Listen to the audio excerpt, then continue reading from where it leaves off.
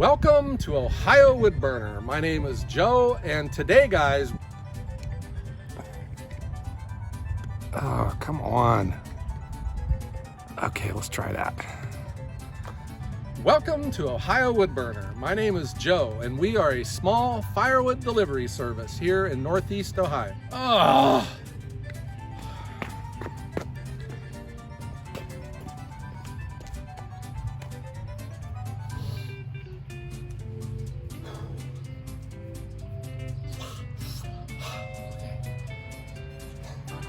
Welcome to Ohio Woodburner. My name is Joe, and today, guys, welcome to Ohio Woodburner. My name is Joe, and we are going to be heading on up to Cleveland today. Welcome to Ohio Woodburner. My name is Joe. Ohio Woodburner, YouTube channel, small Northeast Ohio company. Hey, Dad. Hey, oh, hey, Emily. How are you? I'm good. Yeah. Can I have the keys to the car? I'm going shopping. Oh, yeah, they're on the counter. Go ask your mom. You can go. What's up with you? I'm just down in the dumps. Just, selling firewood and then trying to do this YouTube channel all by myself. I have no help. You're away at college. I have no one to hold the camera. The tripod thing doesn't work right. All right, well, I'm just gonna go to the mall. Yeah. See you later. Okay. Wait a second. Emily! How is everyone doing? This is Joe with Ohio Woodburner, and it feels great to have my daughter back from college. Now I have my camera girl, and we're ready to start bringing you guys some super videos.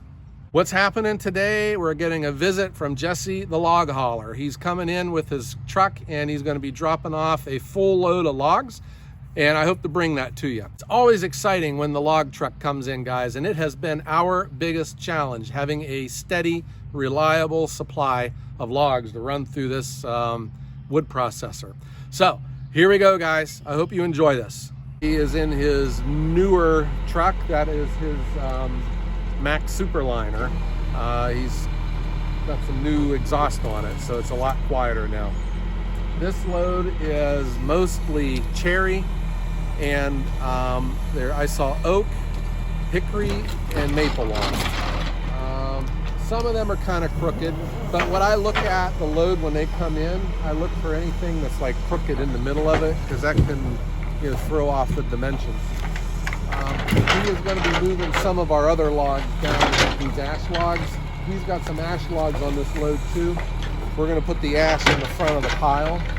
I want to get that made before all the other stuff, because I can make it into firewood, sellable firewood quicker.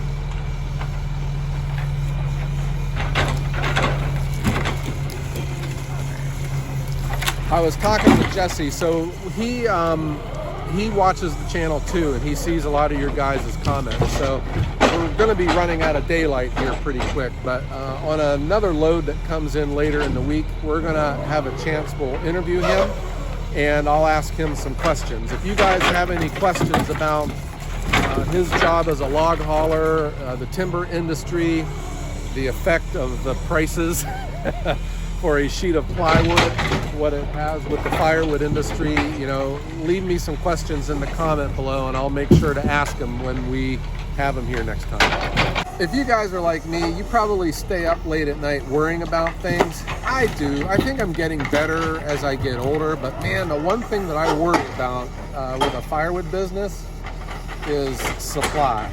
Man, when these trucks aren't coming in, that is awful. It is the one thing I think that is probably has the most impact to my business.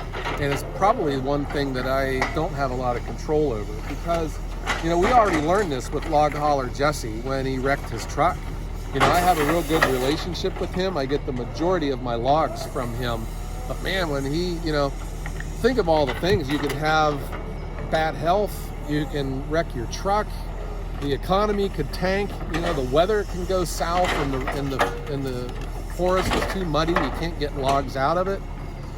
You know, the prices of lumber are going up sky high, and all the logs are being kept at the mill and they're not getting into the firewood market. Or Jesse just wants to change jobs and go sit at a desk somewhere. These are the things that I worry about. You know, it's just like when you think about a risk to your business, you think of what is the likelihood of something occurring versus what kind of an impact will it have on your job.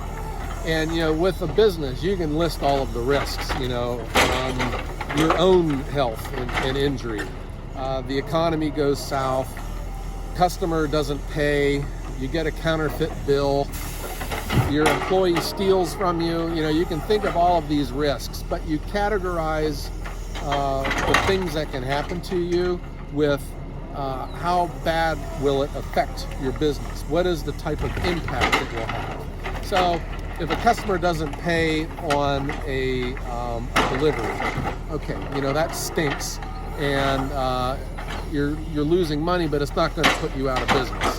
Injury obviously is up there, but for me, the one thing that I worry about the most are the loads coming in, because I'm talking from experience here. I had just bought the Japa 365 last February. March, you know, the pandemic hits and the economy shut down. There were no logs coming in, and I had a $20,000 red doorstop sitting in my driveway because there was just no logs for it to process. This is what I worry about. So here were the steps, though, that I took. Instead of just worrying about it, I took the following steps.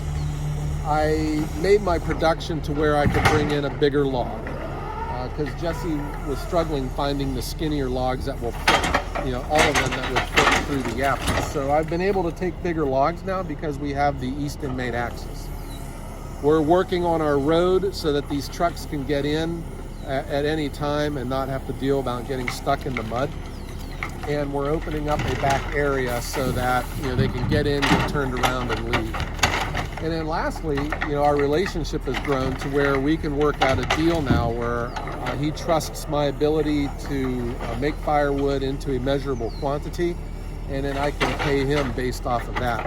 So he's able to bring in logs, loads of logs that are smaller than a full load. It helps him because on a return trip home, he can just drop off some logs. He doesn't have to wait for a full load to get delivered to him. That allows him to save a lot of gas and extra trips, and he can make, you know, some extra money in the process. But he got that load taken off pretty quick. So these are all right in my sweet spot right now. I will just start getting these prepped to be put onto the live deck, and we'll start getting them run through the machine. Over here you can see we're already loaded up for tomorrow morning. So I got my live deck loaded, we're ready to go. And now I got some new logs coming in. And I'm liking the cherry, because cherry is a premium wood anymore. A lot of the restaurants, and it seems to be like this trend now with a lot of the barbecue restaurants and the food trucks, they like the cherry firewood.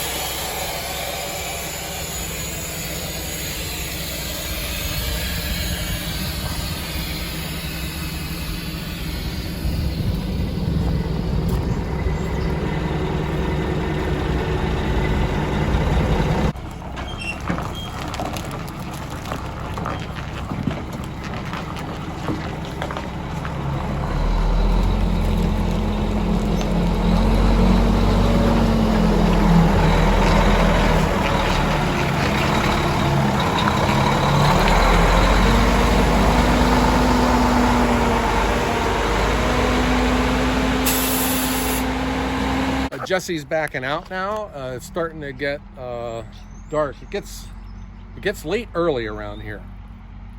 But I wanted to show you the pile of logs and let's see what we got. But I see a lot of cherry. Here's cherry. This is my ash log and maple log. I asked them to move down.